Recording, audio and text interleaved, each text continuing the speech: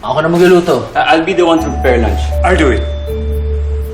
Wa, ikaw? Ikaw magluluto? Eh, di ba lagi ka sa restaurant kumakain? Eh, Ba't ikaw magluluto? O, edi meaning, mas may taste ako sa'yo. Baka kasi yung alam mo lang lutuin, hotdog, kanin, tsaka itlog. Joey, just sit there. I'll give you the best lunch. Sige. Kayong tatlo na lang magluto. Sasama ko muna to si Joey. Okay. Let's go. Sige, Dad. Okay.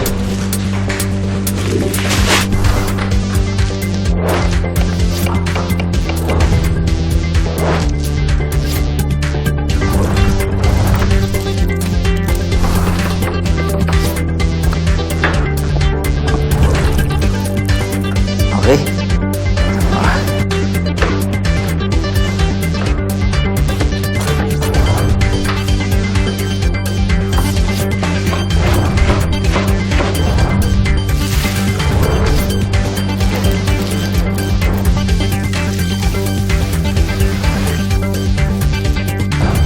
Gino, nakuha ba yung instructions ko?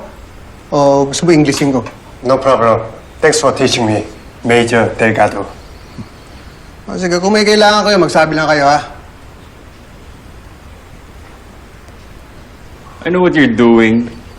It's obvious. I'm trying to chicken adobo. Sinusubukan mo ng sip-sip kay Major Miguel Delgado para kay Joey. Seems like ostrich to me. So big. So many. I'm just following the recipe.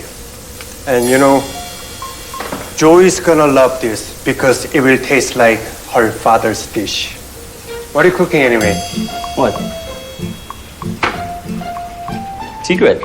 What the heck is that? Huh? It's yuck. Look. Look, you smell. So good. Bad. I'll show you, man. Say what you wanna say. I'm sure you're gonna embarrass yourself. No, it's really masarap chicken adobo. I'll show you. No. This, saranghe. 사랑해. Yeah. It's markita adobo. Opta. Kyopta.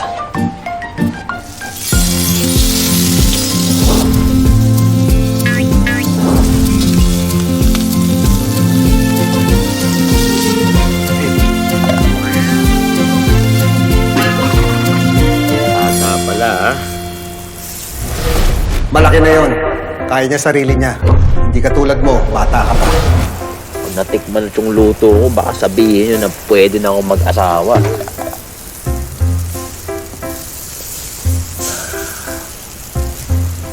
Siguradong may ilab ka sa papakain ko sa'yo, Joey.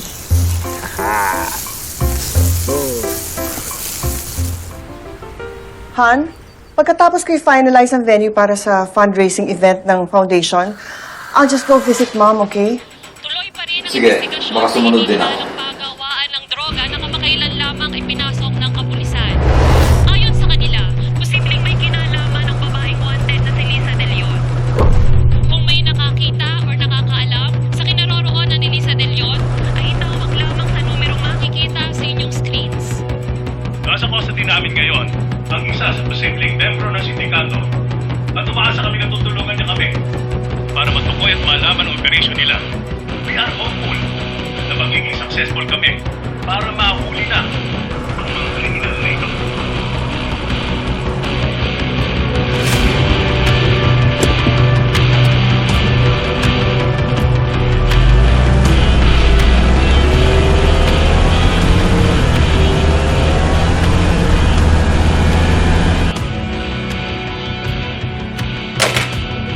Are you okay, Han?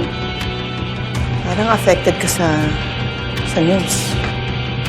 Ha? That's absurd. Huwag ka nga magsasalita ng ganyan. Baka kung ano pang isipin sa akin ang makakarinig sa'yo.